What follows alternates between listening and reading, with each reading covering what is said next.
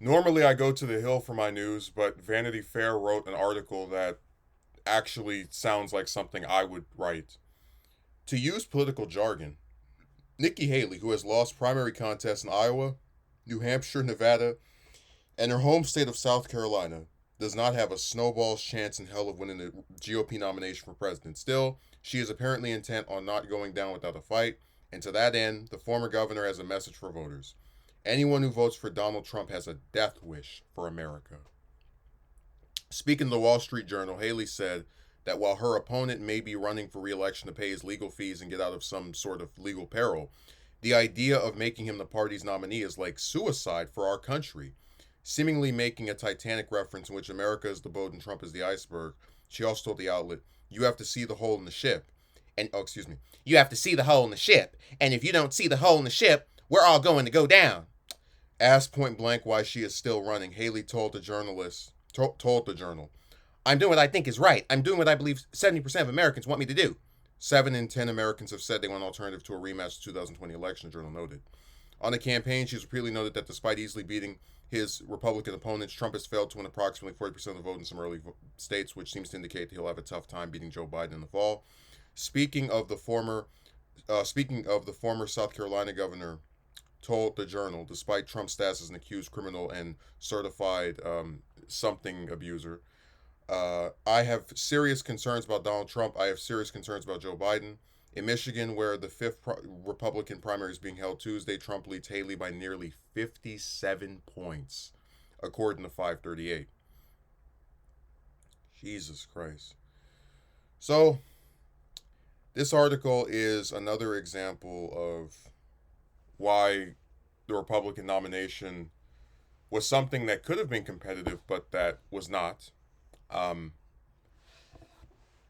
Haley, like pretty much every other candidate in that race besides Christie, was cowardly. She was afraid to criticize Trump. I think he was the right president at the right time.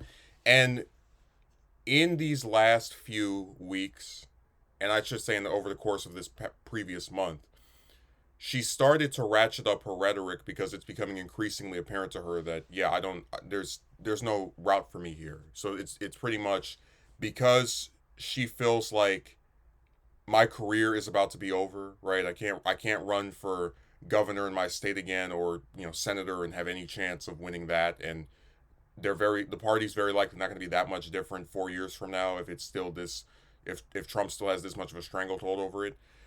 She's just throwing anything at the wall now. And even her own rhetoric doesn't match itself. It's not consistent within itself. Oh, Trump's voting for him is like suicide to our country, a death wish. But Biden is also bad and very awful. It's like, okay, so it's pretty fair to say that most Republican voters, by the estimates of the people who have voted so far, want Trump to be the nominee. Haley wants most Republican voters to switch from Trump to her, which is not going to happen. But just ask yourself this: if you want people to switch from one side to the other to support you over your opponent, why the hell would you say that they're not as bad as the person that is going to be in the general election? Because now you're feeding into the same thing that has been stated before, which is that you are unwilling to be as aggressive with this man as possible. And really I just we've seen the same thing play itself out over and over again, but her comment here is just so frustrating because you look at it, you read the headline.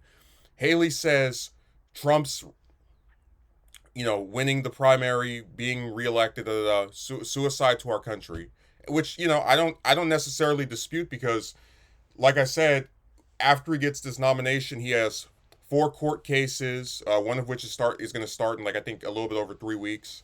I believe that's the New York one, and we don't know how those are going to go. We can infer that he probably is going to spend a considerable amount of time not campaigning, being too busy going to court in these in New York and Florida and Washington and Georgia. But again, from Haley's vantage point, it doesn't make sense to only lean into this stuff after voting has started, after you've lost every single state so far to this man. It just comes off as desperate. Like she's finally taking the gloves off, finally taking Christie's position and criticizing Trump in a way that is legitimate, but it's too little too late.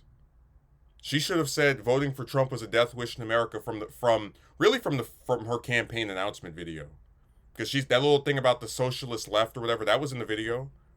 I'll never forget when she showed uh, moderate to conservative Democrats like Pelosi and Biden, and was like, this is the socialist left, yeah.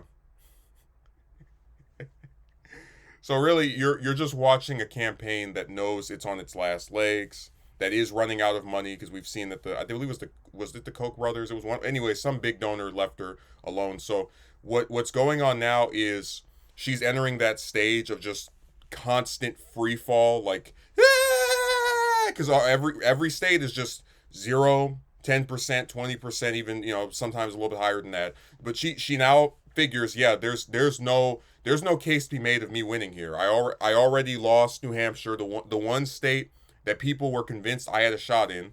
I lost my home state, and now it looks like I'm gonna lose Michigan by over 50 points. Jesus, it's like, what are you even still doing in this race? But we know the actual reason, right? She wants to see what happens with Trump's legal issues and if that's going to impact his ability to be on the ballot. And she thinks being runner-up will make a higher chance of her being picked if there's like a brokered convention or some other shenanigans that happen with the RNC. But even in spite of that, it's like you still are not willing to criticize this man until after you've basically been destroyed. Like, nobody believes that she has a chance of winning this primary anymore.